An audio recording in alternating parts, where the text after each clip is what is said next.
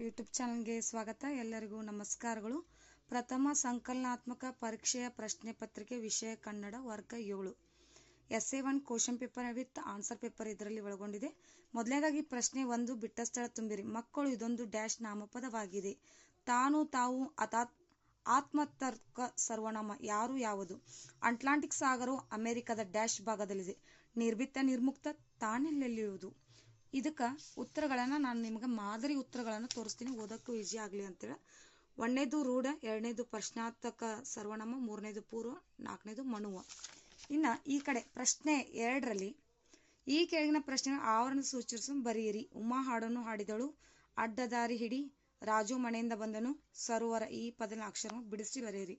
ಪ್ರಶ್ನೆ 2ರಲ್ಲಿ ಬರುವಂಥ ಉತ್ತರಗಳನ್ನು ನಾನು ನಿಮಗೆ ತೋರಿಸ್ತೀನಿ, ನೋಡ್ಬೋದು. ಪ್ರಶ್ನೆ 2ರಲ್ಲಿ ಕತ್ತು ಉಮಾ ಕರ್ಮಪದ ಹಾಡನ್ನು, ಕ್ರಿಯಾಪದ ಹಾಡಿದಳು. ತಪ್ಪು ಕೆಲಸ ಮಾಡು 2ನೇದು, 3ನೇದು ಮನೆಯಿಂದ ಇಂದ ತೃತೀಯ, 4ನೇದು ಬಿಡಿಸಿ ಬರಿ ಅಂದರೆ ಬಿಡಿಸಿದ್ದೀವಿ. ಇನ್ನು ಪ್ರಶ್ನೆ 3ರಲ್ಲಿ ಈ ಕೆಳಗಿನ ಒಂದು ವಾಕ್ಯದಲ್ಲಿ ಉತ್ತರಿಸಿ. ಮೊಟೆಬೆನ್ನೂರು ಎಂಬ ಹಳ್ಳಿಯು ಯಾವ ಜಿಲ್ಲೆಯಲ್ಲಿದೆ? ನೋಡ್ಬೋದು. ನಿಮ್ಗೆ ನಾನು ಡೈರೆಕ್ಟಾಗಿ ತೋರಿಸ್ಬಿಡ್ತೀನಿ. ಪ್ರಶ್ನೆ 4. ಪ್ರಶ್ನೆ 5 ಪದ್ಯ. ಪ್ರಶ್ನೆ 6 ಕವಿಶ್ರೀ ಪಂಚಮಂಗೇಶ್ ಅವರ ಕಾಲ, ಸ್ಥಳ ಮತ್ತು ಕೃತಿಗಳನ್ನು ಬರೆಯಿರಿ. ಪ್ರಶ್ನೆ 7 ಈ ಕೆಳಗಿನ ಪ್ರಶ್ನೆಗಳಿಗೆ 2-3 ವಾಕ್ಯಗಳಲ್ಲಿ ಉತ್ತರಿಸಿ.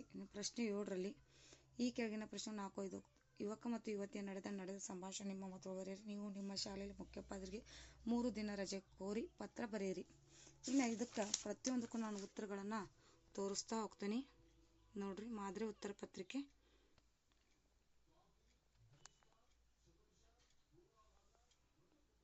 ಪ್ರಶ್ನೆ 5 ನೀವು ಮಕ್ಕಳ ನಿಧಾನವಾಗಿ ನೋಡಿಕೊಂಡು ಉತ್ತರಗಳನ್ನು ಬರ್ಕೊಳ್ಳಿ. ಪೂರ್ತಿ ಸಂಪೂರ್ಣ ವಿಡಿಯೋ ನೋಡಿ. ಹಾಗೆ ಪ್ಲೀಸ್ ನಮ್ಮ ಚಾನಲ್ಗೊಂದು ಲೈಕ್ ಮತ್ತು ಸಬ್ಸ್ಕ್ರೈಬ್, ಶೇರ್ ಮಾಡಿ ಅಂತ ಹೇಳ್ತಾ ಪ್ರಶ್ನೆ 8 ನೋಡ್ಬೋದು ನೀವು. ಯುವಕ ಯುವತಿ ಬದುರಾದಾಗ ಆಗುವಂಥ ಸಂಭಾಷಣೆ ಇಲ್ಲಿ ಪ್ರಶ್ನೆ 8ರಲ್ಲಿ.